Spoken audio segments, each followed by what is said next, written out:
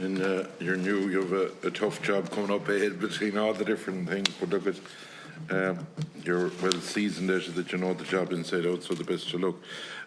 In the line of Mercosur, first of all, I want to say I'm opposed to it, unlike Paul, for the simple reason, even if you look at the backstops that's being put into it, the so-called, cushions, the first thing is we're not on a level playing field with what the way an Irish farmer has to adhere to both basically animal welfare and the different regulations, EU regulations, compared with what they do in Brazil and all the other countries.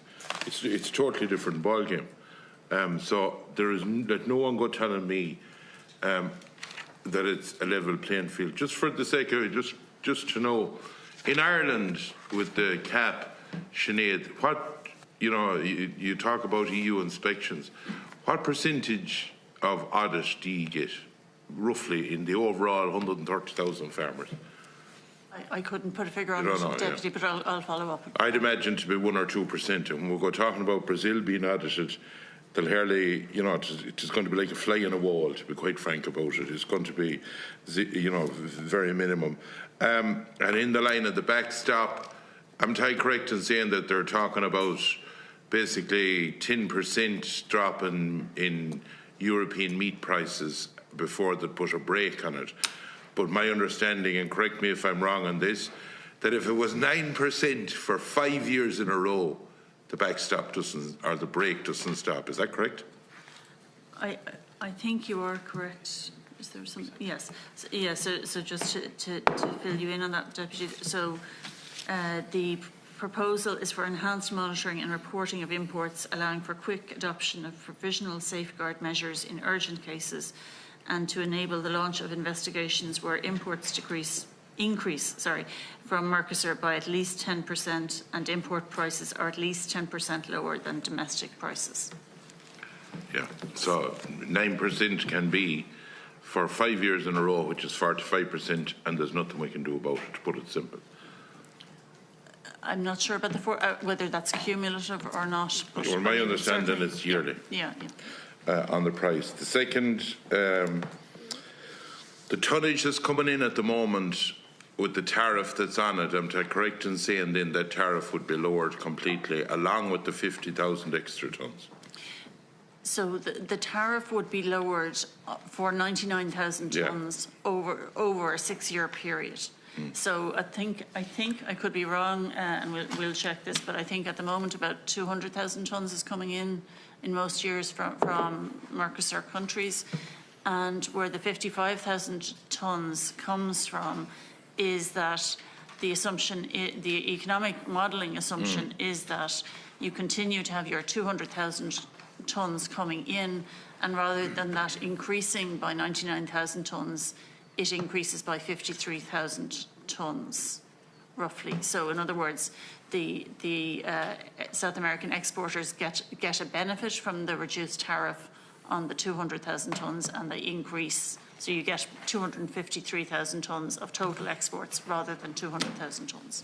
In relation to the Mercosur deal, and in fairness to you in the department, and you'd be tic-tacking with Europe, would you imagine that it's going to be down to a vote in the Parliament, and that and the Council of Ministers, that the way it's looking at the moment, to call it out straight, is that my reading is that if France gets more money, Italy will throw in the towel, and the veto is gone with Lisbon Treaty and all of that. So the Council of Ministers looks like to go through there, and that the only hope that Irish people have is of blocking it, or the only hope for Ireland is through the European Parliament. Would that be fair to say? So the Commission's recent proposal gives some clarity on the legal approach that they're taking to the agreement. So they foresee a split agreement whereby the trade elements... And I'm just sorry for interrupting you, but I'm correct in saying that by doing that split, they have now eliminated the national parliaments from having a vote. On the trade elements, Yeah. so they've taken out the trade elements and split Yeah. those. So the trade elements require adoption by qualified majority vote in the Trade Council, and then by a simple majority vote in the European Parliament. And when you're tic-tacking with them over there, who's allowing them split this deal? Is there not a Council of Ministers that blocks them, or is it von der Leyen, or is it the Commissioner, or who?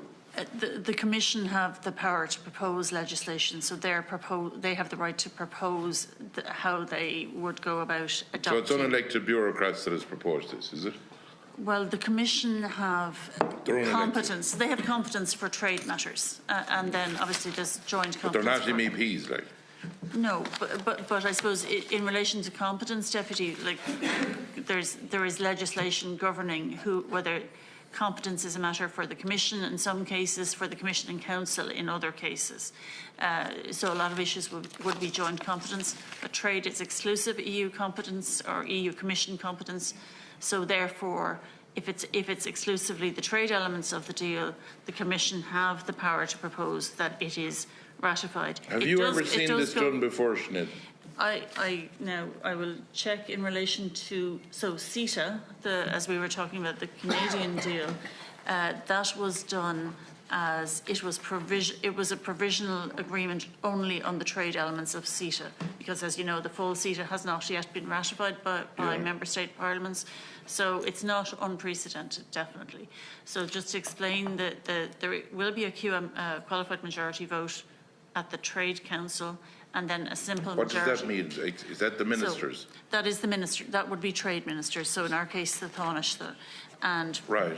for that QMV vote, a blocking minority would be required to prevent adoption of the agreement by the Council of Trade Ministers, and that requires at least 4 member states representing over 35% of the EU population either voting against or abstaining on the proposal. Voting against or abstaining? Voting against or abstaining, yeah. Right. So that's the only, it's either that or then it goes to the Parliament, and that is? Parliament is a simple majority vote, yes Yeah. or no, yes. Okay. Thank you. Deputy